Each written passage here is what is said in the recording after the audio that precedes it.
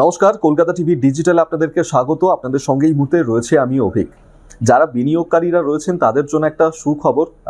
যদি আপনি এই স্টকে বিনিয়োগ করতেন তাহলে আজকে হয়তো আপনিও হয়ে যেতে পারতেন কোটিপতি। হ্যাঁ, এটাই হয়েছে। কোন স্টকের কথা বলছি অবশ্যই সেটাও আপনাদেরকে বলবো।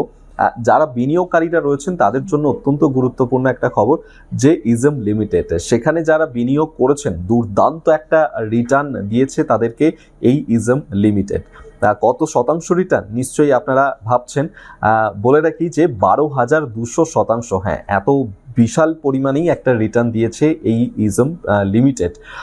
সেক্ষেত্রে ধরুন যারা 2013 সালে সেই সময় যারা 1 লক্ষ টাকা বিনিয়োগ করেছেন বা আপনি যদি করতেন 1 লক্ষ টাকা বিনিয়োগ, তাহলে আজকে আপনিও প্রায় ওই 1.23 কোটি টাকা মতন রিটার্ন পেয়ে যেতেন। এই দুর্দান্ত একটা রিটার্ন দিচ্ছে এই স্টক। এবং সেক্ষেত্রে যারা বিনিয়োগকারীরা তাদের জন্য আগামী দিনে আরও অনেক রকমের অফার নিয়ে আসছে, অনেক রিটার্ন নিয়ে আসছে এই স্টকটা। আপনাদেরকে জানিয়ে রাখবো যে আগামী 5 বছর, সেই 5 বছরে ঠিক যে এই কোম্পানির শেয়ার, সেই 5 বছরে ঠিক কী পারফরমেন্স তাদের ছিল এবং আগামী দিনেরই বা কী পরিকল্পনা রয়েছে। যদি আমরা এই 5 বছরটা দেখি তাহলে সেক্ষেত্রে যেটা দেখতে পাচ্ছি যে 1 ডিসেম্বর তার একটা ফাইলিংয়ের ঘোষণা করেছে। আর সেই ঘোষণাতে কি বলছে কোম্পানি?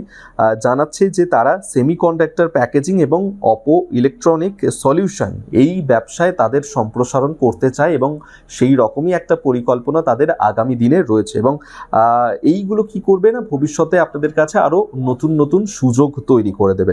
এবং এই কোম্পানির লক্ষ্য হচ্ছে 2030 সালের মধ্যে প্রায় 14% চক্রবৃদ্ধি বার্ষিক এই বৃদ্ধি আশা তারা করছে। আর যারা যারা এই ইজম প্রাইভেট লিমিটেডে সেখানে বিনিয়োগ করার কথা ভাবছেন এবং বিনিয়োগকারীদের জন্য এই সুখবর তো দেওয়া থাকলো, তবে যারা বিনিয়োগকারীরা যারা এই শেয়ার মার্কেটে শেয়ার করতে চান, বিনিয়োগ করতে চান, তাদের জন্য অবশ্যই একটা তো গাইডেন্স থাকেই। এবং সেক্ষেত্রে যারা বিনিয়োগ করবেন অবশ্যই বিশেষজ্ঞর পরামর্শ নেবেন, তারপরেই কিন্তু আপনারা যে কোনো বিনিয়োগের পথে সিদ্ধান্ত নেবেন।